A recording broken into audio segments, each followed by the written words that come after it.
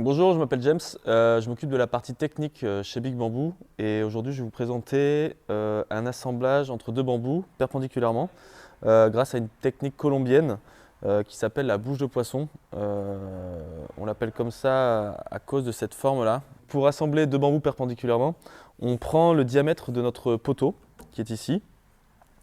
On prend une scie cloche ensuite adéquate au diamètre de ce bambou-là pour venir faire l'empreinte de la bouche de poisson dans le bambou perpendiculaire avec lequel on va assembler.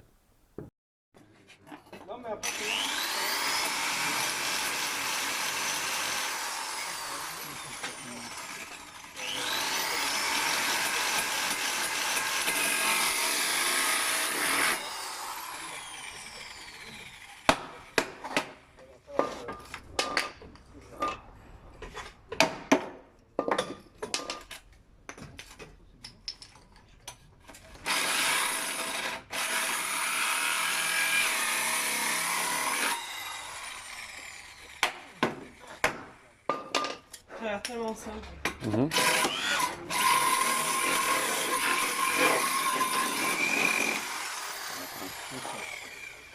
Il a fait d'impète là? Bah ouais, elle est trop forte. Une fois qu'on a fait cette coupe-là, on a notre bouche de poisson qui est adaptée à notre poteau. Et ensuite, on va procéder au perçage pour positionner les tiges filetées afin de serrer cette connexion entre le poteau et l'horizontale. Pour le perçage du bambou, nous on utilise beaucoup les mèches plates. Ça va beaucoup nous aider à éviter les éclats lors du perçage. Donc comment on s'en sert? On va, pour commencer, percer la première cloison du bambou, faire passer notre mèche comme ceci et venir faire dépasser juste la petite pointe qui est à l'extrémité, donc sortir de notre bambou qui est là. Ensuite, on va sortir notre mèche et venir se reloger dans le petit trou qu'on a fait apparaître de l'autre côté et repercer la totalité de la mèche. Voilà, ça va limiter les éclats en extérieur, en sortie en fait de perçage. Alors une fois qu'on a fait notre petit trou avec la mèche plate, qu'on a des beaux trous bien soignés, on peut venir enfiler nos tiges filetées donc ici de part en part.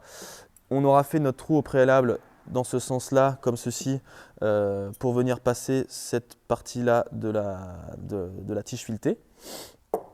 On vient donc enfiler, et c'est là où c'est un petit peu délicat, on vient enfiler notre tige à l'intérieur, comme ceci. On passe ensuite de part en part, et on vient mettre notre boulon de chaque côté.